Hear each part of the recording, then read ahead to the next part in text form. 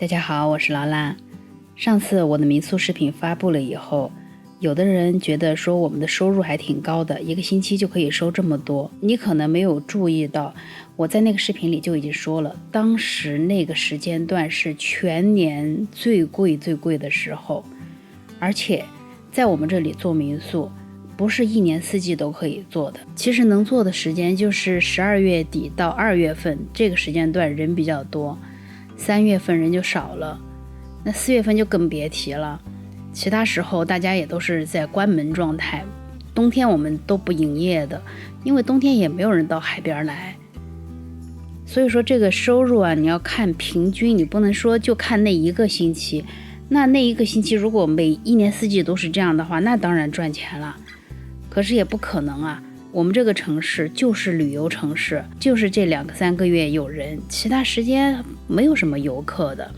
所以说这也是当时我选我们的房子选在马尔多纳多这边的原因之一吧，因为我们主要是在这儿住，而不是说主要就是为了在这里开旅馆。那我肯定要选一个住的比较舒适的地方，我们住的这个周围都是人，是一年四季都有的。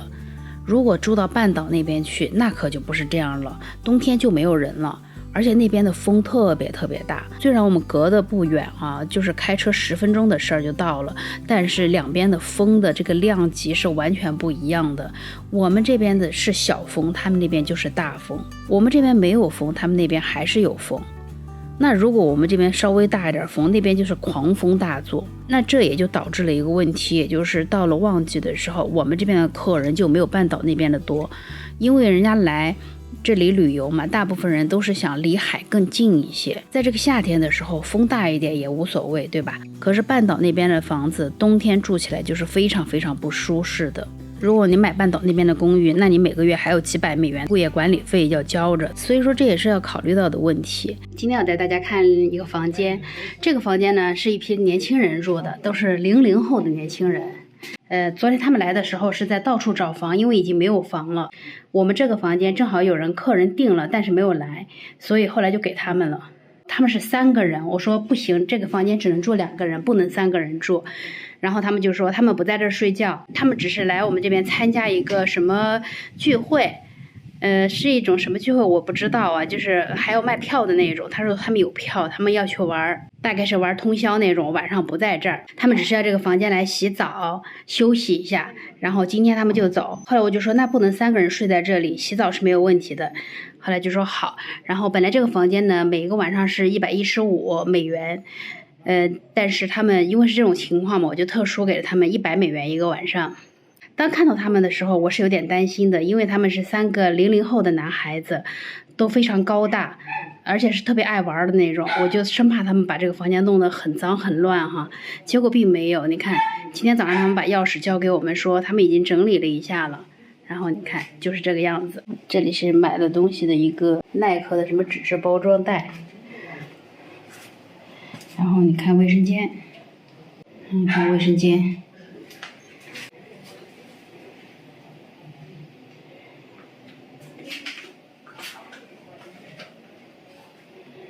浴巾也是叠好了放在这里的。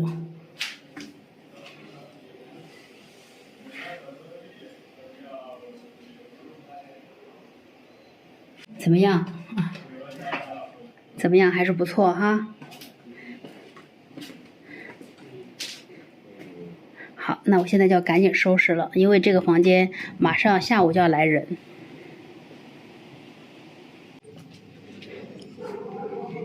这个房间啊，刚才离开的是一对巴西的夫妇，看卫生间也打理得清清楚楚的。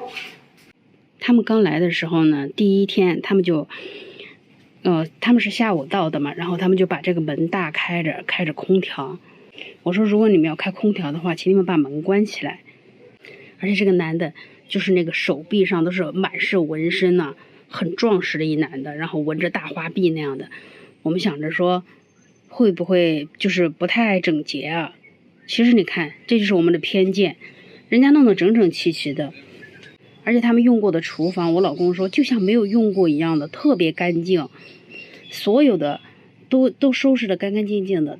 我老公说当时他都有错觉，他们俩是不是没有用过这个厨房，但是他进去的时候明明看见他们在用啊，说连那个砧板用过以后都洗了以后都擦干了放着的，都以为他们没有用过，就这么夸张。你看干干净净的多好。这就是这个房间的故事，下次再带大家看别的房间。这个房间我还没进去过，我们看看这个房间。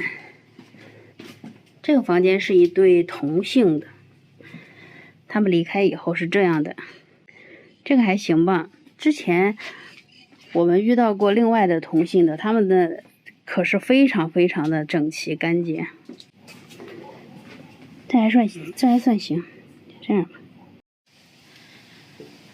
这是一对巴拉圭的夫妻住过的房间，他们刚刚离开，本来是打算住8天，结果因为这2天一直在下雨嘛，他们也没有办法去海滩，所以他们就决定提前离开了。我们这个夏天是有一个活动，就是住满7天送1天，也就是8天嘛。但是他们就住满了7天，然后就实在是他们就想去那个阿根廷跟自己的孩子相聚了。这对夫妻特别有意思，其中的这一位女士，她特别喜欢聊天，因为他们2个平时都是2个人在一起嘛，其实跟我们也一样，他们呢就平时就是在这边打打牌啊，出去逛逛什么的，然后一抓到我老公就要跟我老公聊天，然后他们就能聊好久。后来在他们走之前的前一天，还非要跟我们一起吃一顿饭。他们做了一些菜，然后我们做了一些菜，大家在一起吃饭，聊聊天。你看用餐区域人家也是收拾的干干净净的哟。这是还给我们留了一块蛋糕。他跟我们说乌拉圭比巴拉圭好多了，巴拉圭特别特别热，非常热。他们都是早上和傍晚上班，中间这一段时间段他们就不上班了，因为太热了。但是巴拉圭的物价比我们这里便宜非常非常多。当然我也帮你们问了，巴拉圭是不是一个人可以娶好多个老婆？人家很明确的告诉我说当然是不可以的。虽然我也知道这个答案，但是我还是帮你们问了，我觉得挺不好意思的，怎么会问出这种问题来，真的然后刚才走的时候跟我们说冰箱里还留了一些东西，他们就不带走了。好了，那这次的分享就到这里了，感谢大家的观看和陪伴，咱们下集再见吧。哦，对了，你要是愿意的话请记得关注我哟。